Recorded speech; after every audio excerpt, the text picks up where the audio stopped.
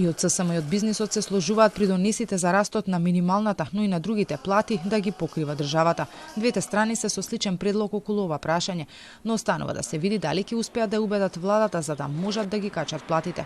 Од Организацијата на работодавачи велат дека во минатото имало закон за стимулирање на повисоки плати и дека би било добро повторно да се воведе. Тоа значи дека минималната плата ќе биде 24.400, ама ако работодавач одлучи да исплатиш 30.000, на таа разлика од 24.400 до 30.000 да не се плаќаат придонеси. Ја верувам дека голем број од работодавачите тоа би го искористили, тоа се случи порано затоа што тоа е голем стимул да не се плаќаат придонеси.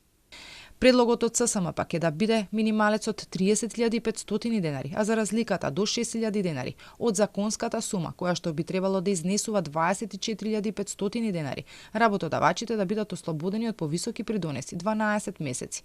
Но од бизнисот велат дека сега за ова треба да пресече владата, која барем досега не се изјаснила дека поддржува субвенционирани придонеси. Поотука се поставува прашањето дали ќе успеат на идната средба да ја убедат владата да го прифати тоа. Премиерот Мицковски пак пред неколку дена кажа дека како ќе се договорат синдикатите и работодавачите, така ќе постапат, а ако нема договор, ќе се оди со законското решение. Нов состанок наскоро треба да има, но за тоа да се случи се чека владата да формира нова комисија која ќе ја потврди репрезентативноста на ССМ. На следната средба треба да се зборува и околу пресметката на синдикалната минимална кошничка, која за премиерот е спорна.